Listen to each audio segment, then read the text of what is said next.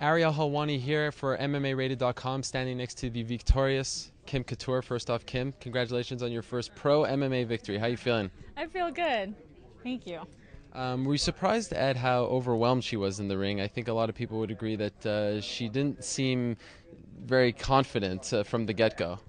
Yeah, I think the pressure got to her once they got in there. I mean, leading up to the fight, she seemed really confident, and I just expected her to come after me. Yeah, I was surprised. So. Did you notice that? I mean, some people, I didn't see it myself, but that she actually tripped coming into the ring, and then you saw it on her face during the introductions. Does that play to your advantage? Because you're like, all right, I just won half of the battle before the fight even started. I didn't know any of that, so Okay. I got the first glimpse of it, when we started, and just the way she was holding her hands and not coming after me. I just expected the opposite. So, it kind of threw me off a little bit too. Expect her to just come take my head off.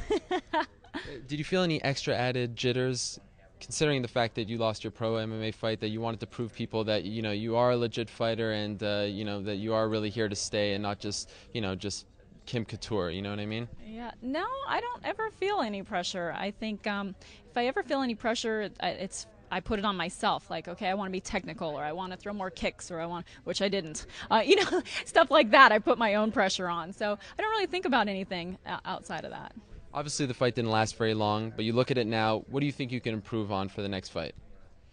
I think, being patient. I mean, this was different because she wasn't aggressive, but, going in, throwing some shots, stepping out, setting things up, and not just being, 100 miles an hour. I mean, there's 100 things I could look at and say, I wish I would have done this better and that. But overall, it's just getting in there and getting that experience. And, sometimes your legs go numb, and they felt better in this fight. So it's exciting to know that with each fight, you're going to feel more confident, more comfortable with your body in there, and just be able to let things go and be technical. You still committed to this? You still want to keep fighting professionally? Absolutely. I mean, this is fun for me. So I'm in the gym every day. I'll probably get back to training right after Thanksgiving, after some turkey, and have to work out that Thanksgiving dinner. But yeah, I love it. It's just so intriguing to me, the whole journey. Not just the fight. It's not about just the fight. It's about the experience and the training and the people you meet and the emotions you go through and your diet and health. It's just such a science, and I'm really enjoying it.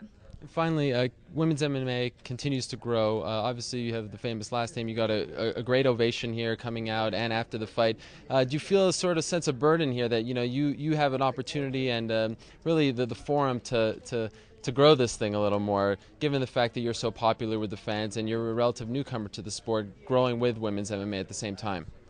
If I can help at all, I'm all for it. I would love to do anything to help the sport in general, and if help the women's division, I'd love to be a positive influence on getting people, educated on, the sport and women in the sport, and just get them hooked and, share my experiences. That's all I want to do. So hopefully it'll intrigue some people and get you out there in the gym training. All right. Well, it's a good day for the Coutures. They finish up the month 2-1. You put them over the 500 mark. Best of luck to you, and congratulations on the big victory. Thank you so much.